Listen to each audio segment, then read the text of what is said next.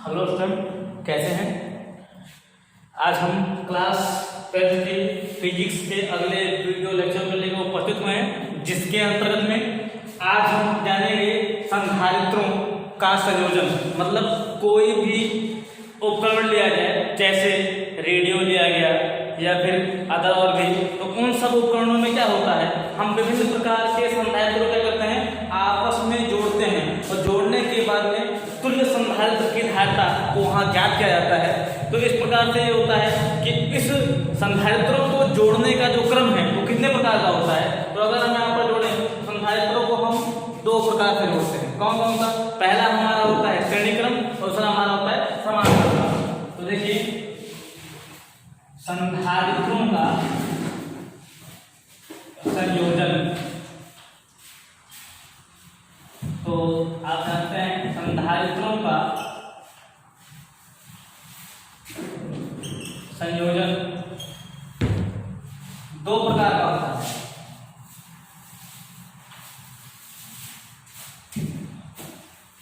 पहला श्रेणी क्रम, जिसको कहते हैं इन सीरीज, ठीक। दूसरा होता है समांतर क्रम, इसको हम कहते हैं इन पैरेलल। अब देखिए, हम आज श्रेणी क्रम के डेरिवेटिव को पूरी तरह से जानेंगे और जिसके संदर्भ में हम उस पर मतलब भी जानेंगे, लेकिन पहले दोनों के डेरिवेटिव को हम यहाँ पर कंप्लीट कर लेंगे। तो देखिए, श्रेणी क्रम संयोजन क्या होता है।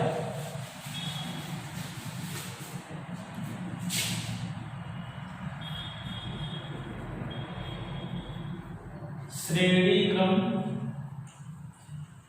संयोजन पहले इसमें समझ देखिए, श्रेणी क्रम संयोजन में क्या होगा, हम दो या दो से अधिक कितने भी संधारित्र ले, तो यहाँ पर क्या करते हैं, मान लेते हैं हमने 3 संधारित्र ले और उन तीनों संधारित्रों को जब हम जोड़ेंगे तो किस प्रकार जोड़ेंगे, संधारित्र की जो पहली प्लेट है उस पहली प्लेट को हम 100 से जोड़ देते हैं और पहले संधारित्र की दूसरी प्लेट को दूसरे संधारित्र की पहली प्लेट से और दूसरे संधारित्र की दूसरी प्लेट को तीसरे संधारित्र की पहली प्लेट से और अंतिम जो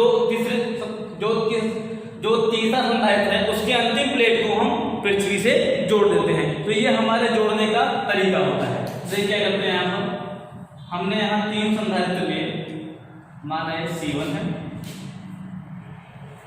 दूसरा संधारित्र हमारा है C2, तीसरा संधारित्र हमारा है C3, ठीक है। अब इसके संदर्भ में यहाँ पर क्या होगा, देखिए यहाँ पर अब क्या किया हमने, देखिए पहले संधारित्र की पहली प्लेट को हमने क्या कर दिया, यहाँ पर 100 से जोड़ेंगे, इसके दूसरी प्लेट को दूसरे संधारित्र की पहली प्लेट जोड़ते हैं और दूसरे संधारित्र की दूसरी प्लेट को तीसरे संधारित्र की पहली प्लेट जोड़ते हैं तथा अंतिम संधारित्र के दूसरी प्लेट को हम पृथ्वी से जोड़ देते हैं। तो ये हमारे क्या है, जोड़ने का तरीका होता है।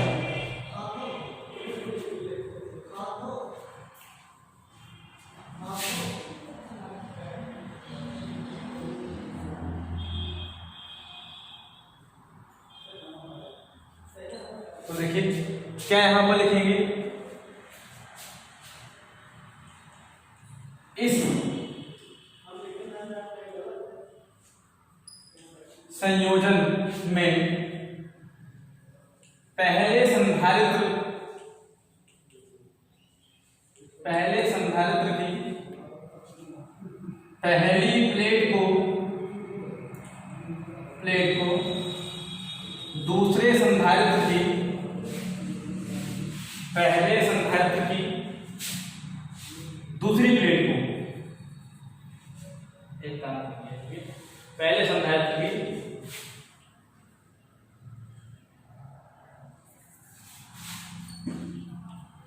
दूसरी प्लेट को दूसरे संधारित्र की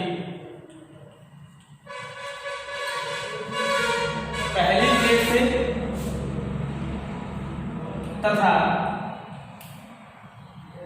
दूसरे संधारित्र की तथा दूसरे संधारित्र की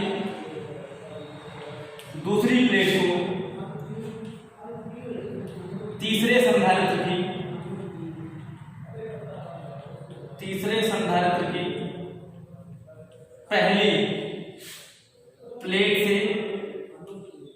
जोड़ देते हैं। इस प्रकार पहले संधारित्र की पहली प्लेट को स्रोत से तथा अंतिम प्लेट को अंतिम या तीसरे संधारित्र की तथा तीसरे संधारित्र की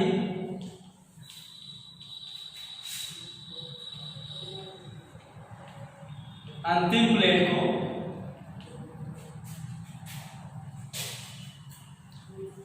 पृथ्वी से जोड़ देते हैं। तो ये तो हमारे जोड़ने का तरीका होगा, ठीक। अब इसके लिए क्या करेंगे, यहाँ पर देखिए मान लेते हैं, माना 3 संधारित्र जो ए व बी के बीच श्रेणी क्रम में जोड़े गए हैं,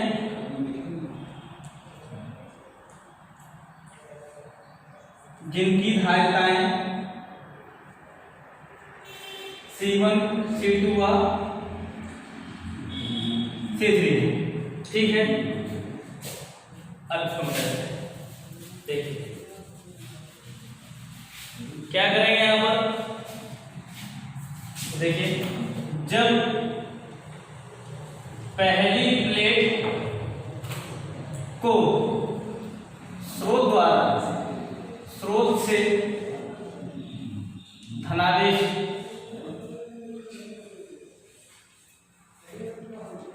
दिया जाता है तो प्रेरण द्वारा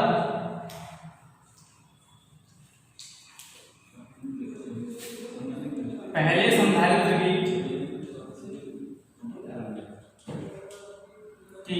दूसरी प्लेट पर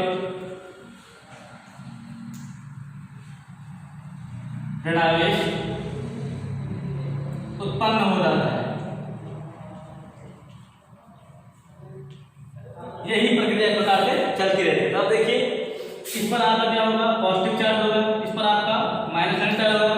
इसी प्रकार से आगे पॉजिटिव जो होगा तो पॉजिटिव यहाँ पहुंच जाएगा, इस प्रकार से प्लस क्यू हो जाएगा, इसके परिणाम क्या हो जाएगा, नेगेटिव यहाँ पहुंच जाएगा। तो अब देखिए इस प्रकार से यहाँ पॉजिटिव प्लेट होगा, फिर ये पॉजिटिव यहाँ चला जाएगा, फिर यहाँ पर नेगेटिव यहाँ पर हो जाएगा। अब यहाँ पर ध्यान दे देखिए, जब यहाँ पर पॉजिटिव चार्ज क्रिएट हो गया, ये आपका नेगेटिव, ये आपका पॉजिटिव है और ये आपका नेगेटिव है।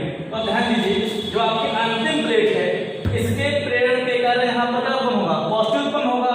और चूंकि इसके संतुलन को बनाए रखने के लिए हमने किस शरीर को जोड़ दिया है, पृथ्वी से, तो उसका मतलब क्या होगा, अगर यदि इससे प्रेरण के कारण उत्पन्न होने वाले इलेक्ट्रॉनों की संख्या अधिक हो जाएगी तो पृथ्वी से निकलने वाले इलेक्ट्रॉन क्या हो जाएंगे, निरावेशित हो जाएंगे, जिससे क्या हो जाएगा, इस पर आवेश की मात्रा पर्याप्त मात्रा में संतुलित रूप से बनी रहेगी, ठीक है। तो अब यहाँ पर देखिए ये हो गया। अब यहाँ पर आप इतना जानिए, श्रेणीक्रम संयोजन में आवेश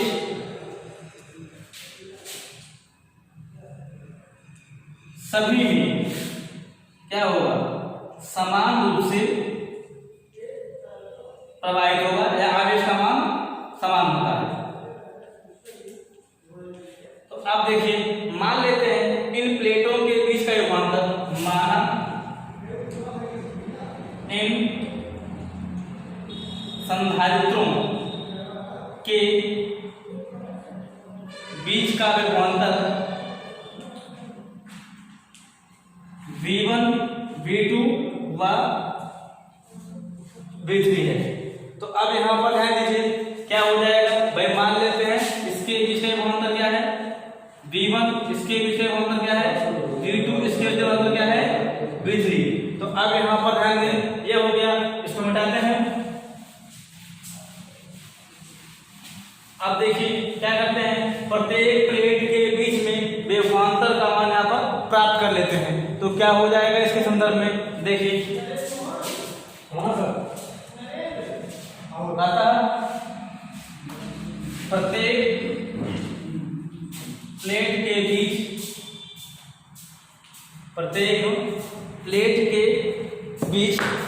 विभवांतर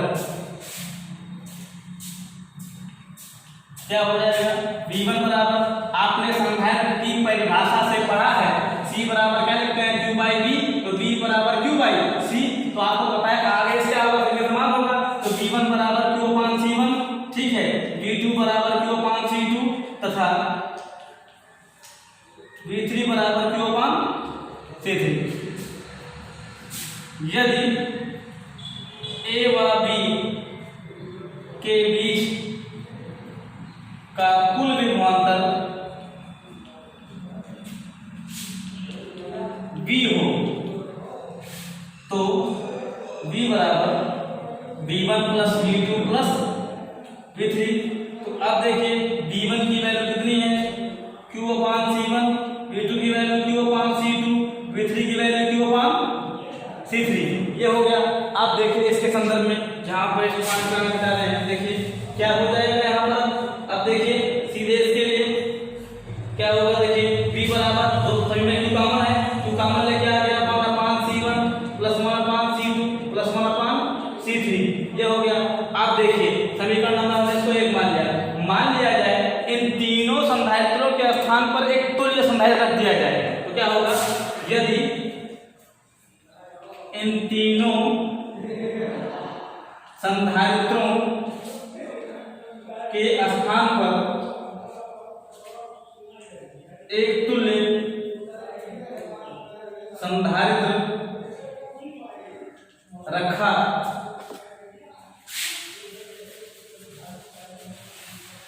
संधारित्र रखा जाए जिसकी तुल्य धारिता C तथा विभवांतर V हो, तो क्या हो जाएगा, देखिए V बराबर Q बाई C। समीकरण नंबर 2 क्या करेंगे, समीकरण 1 हुआ, समीकरण 2 से क्या हो जाएगा, देखिए जहां पर Q बाई C, भाई ये पद किस पक्ष के बराबर, तो ये वैल्यू इस वैल्यू के बराबर होगी। Q बाई C तो Q 1 अपान C1 प्लस 1 अपान C2 प्लस 1 अपान C3। Q और Q कैंसिल, तो 1 अपान C बराबर 1 अपान C1 प्लस 1 अपान C2 प्लस 1 अपान C3।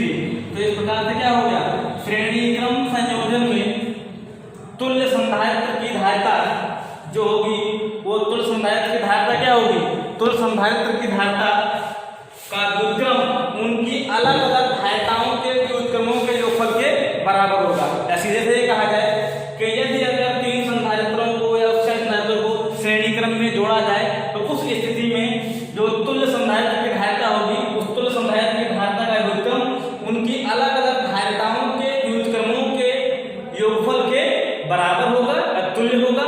इस प्रकार से श्रेणी क्रम संयोजन के लिए आपका फार्मूला है, ठीक है।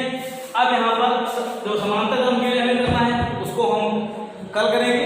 इस पर जो भी कुछ डाउट होगा वो देखिएगा।